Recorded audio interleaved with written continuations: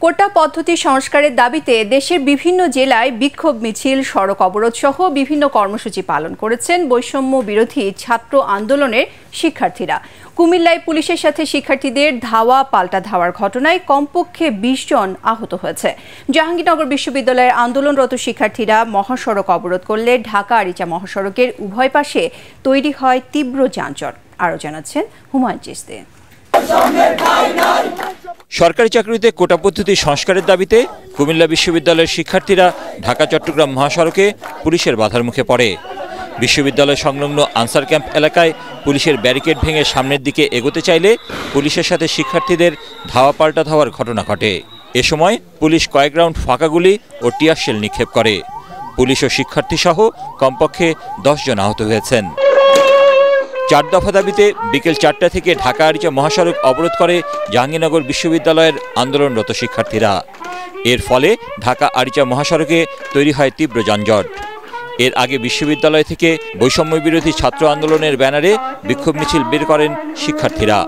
মিছিলটি বিশ্ববিদ্যালয়ের বিভিন্ন সড়ক ঘুরে প্রধান ফটকে আসলে পুলিশ তাদের আটকে দেয়।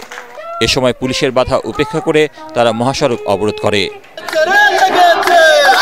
পাবনা ঈশ্বরদী মহাসড়ক অবরোধ করে বিক্ষোভ করে সরকারি এডওয়ার্ড কলেজের সাধারণ শিক্ষার্থীরা।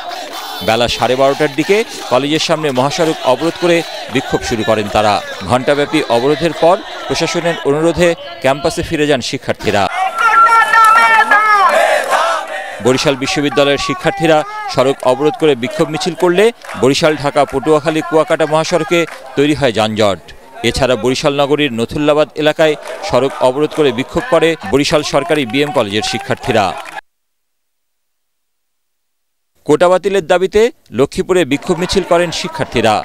বেলা 11টায় সাধারণ শিক্ষার্থীদের ব্যানারে শহর পুলিশ ফাঁড়ির সামনে থেকে শুরু হয়ে মিছিলটি শহর প্রদক্ষিণ করে ইলিশ চত্বরে শেষ হয়। এদিকে রংপুরে শিক্ষা প্রতিষ্ঠানে শিক্ষার পরিবেশ অব্যাহত রাখা এবং কোটা ইস্যুর যৌক্তিক, ইতিবাচক ও যুগোপযোগী সমাধানের দাবিতে মিছিল করেছে বেগম রোকেয়া বিশ্ববিদ্যালয় ছাত্রলীগ। এর আগে বিশ্ববিদ্যালয়ের শেখ রাসেল চত্বরে সমাবেশ করেন তারা।